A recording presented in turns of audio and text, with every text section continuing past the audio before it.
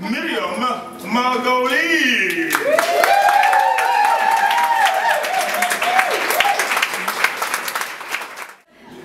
And when you talk to people on the phone, you can sometimes tell where they come from, because everybody reveals in their voice, and it's one of the wonderful things about being English, that England has a range of voices, and Scotland, Ireland, Wales, you know, the accents and the different regional sounds. I had no idea that he was black. Oh, hey, you're joking? No. Oh shit! I didn't realise! I think it's terrific. Now, I'm imagining. Did your parents come from Africa? No, actually, originally, well, I came from a place called Woom, originally. Where? Woom. Now listen,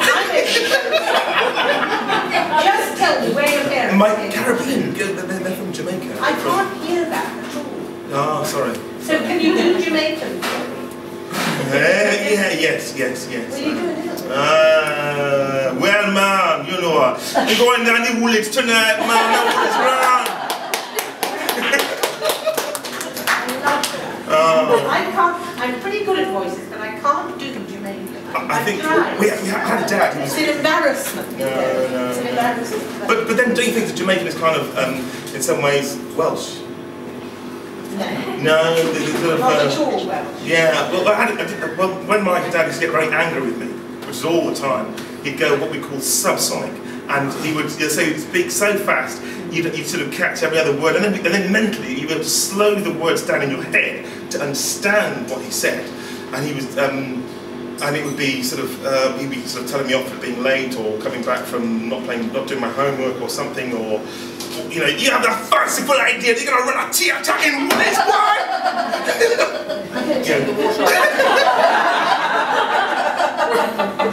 Would you like to join us? Is this Bill? Bill! You have to have a Bill. Thank you. Thank you, Bill. Oh, I see. It's right. Thank you. And I speak with a South East London accent. As is my mother. Although born in Liverpool, she came from Dulwich. Not the Dulwich, the posh Dulwich, you know, which it is now. Another thing. My father came from Ireland, so you know what trees are, don't you? 3? 3 trees. No, I don't. 3 trees are 9. Oh, 3 trees. 3 trees are 9. Kindly mistake. Get down those stairs, will you? Make me look a fool here. Now, I'm going to sit down because I can't stand up long. Can you see me? I went for a bone density test the other day, and I'm 4'11", and I used to be 5 foot. What happened?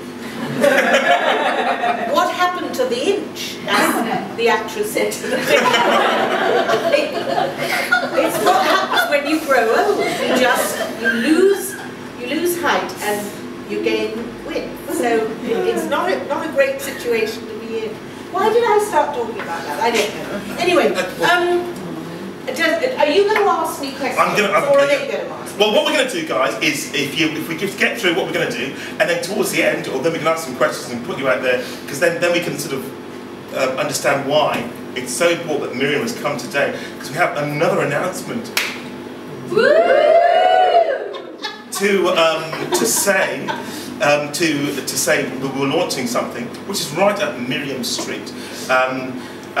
So Miriam, I, as I said to you, that she's been with me, supporting me for 5 years or so, and I've been emailing each other, can you come over? And unfortunately, due to your work commitments, being in work. Yes, being in work, yes. But then you emailed me all the way from Australia and to say, Adrian, I'm coming back, and I'm going to come down and see you. And I've been reading about these damn developers and so on. I came down, and you came. You answered my call for help, and that was wonderful. That was really.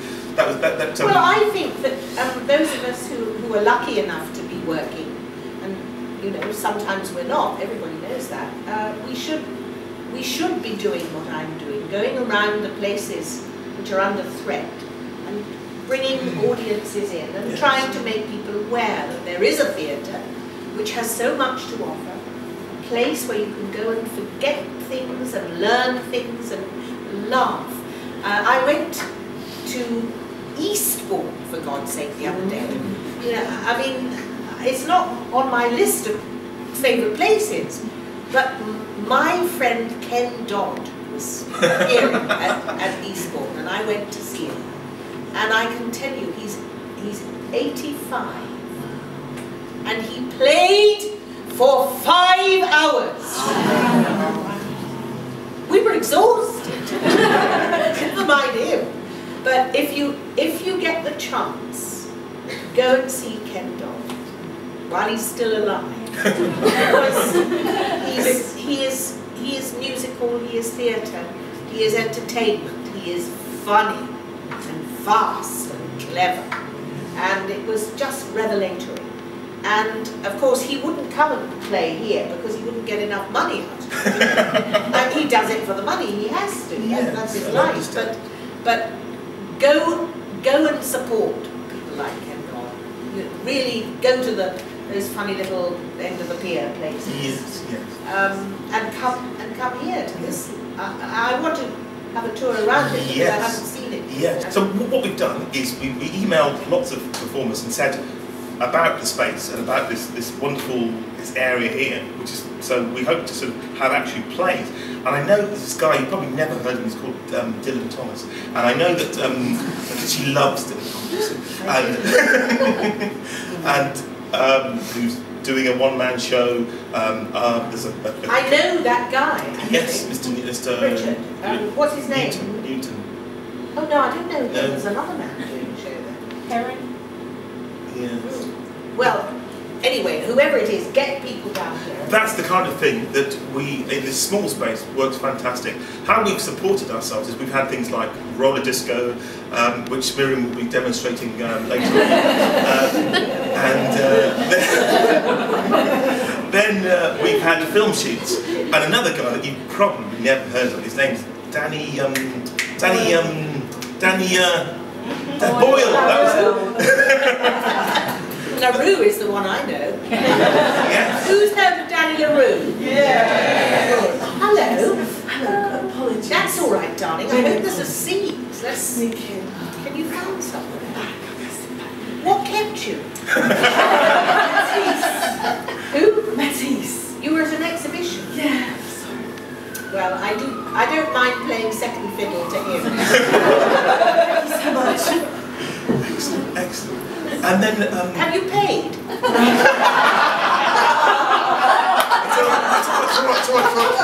Carol is a wonderful volunteer, helps me out. Oh, I see, so she's allowed to... So, no, well, under license. But she's a wonderful helper, and she's our little dressing room and so on and things.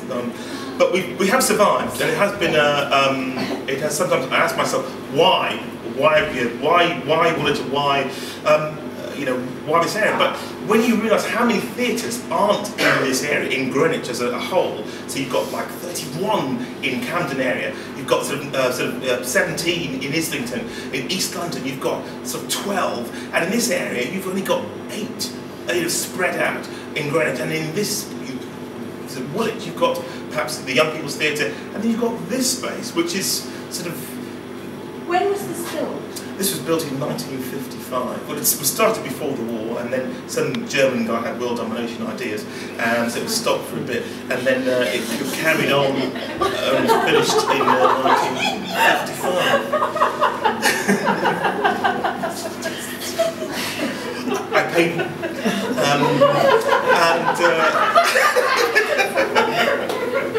But the good thing is that Woolwich is going through such a... Giggler.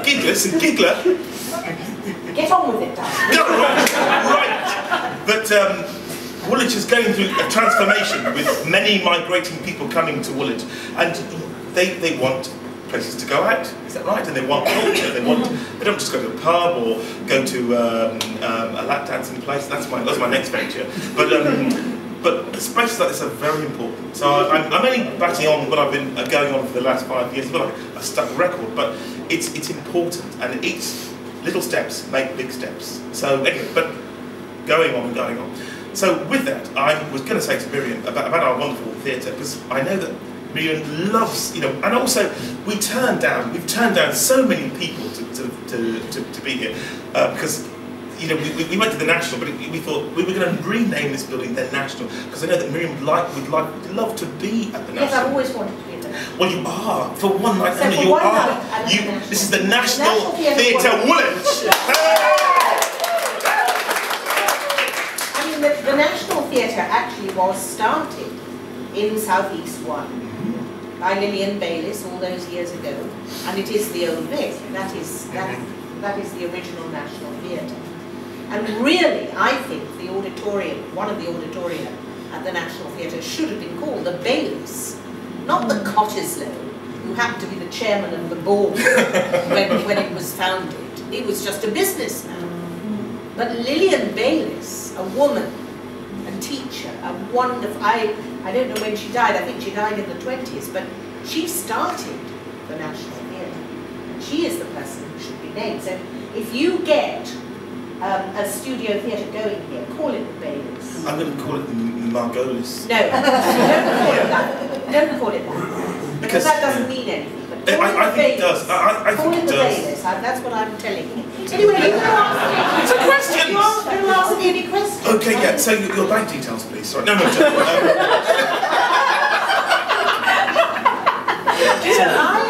had, at one time in my life, I had to prepare 7 sets of taxes.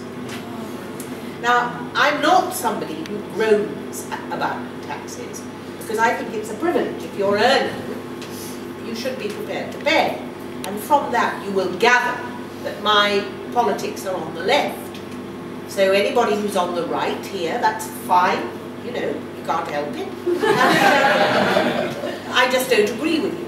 But I had seven sets of taxes. There was English tax, company and personal. That was in the days when I had a company, which I don't have anymore. There was Italian tax, because I own a house in Italy.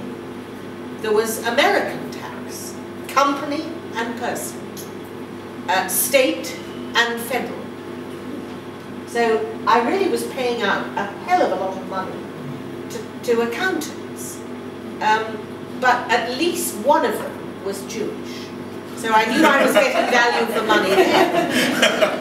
As I am Jewish too, not a Zionist, I add quickly.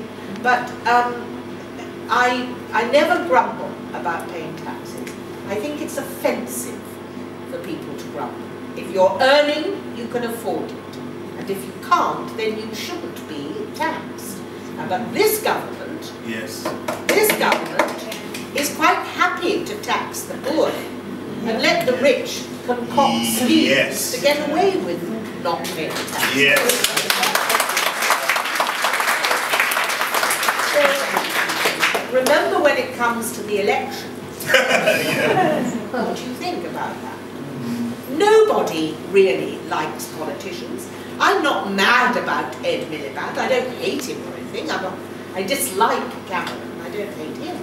But if it's got to be a choice, I'm going for Miliband. And I ask you to do the same.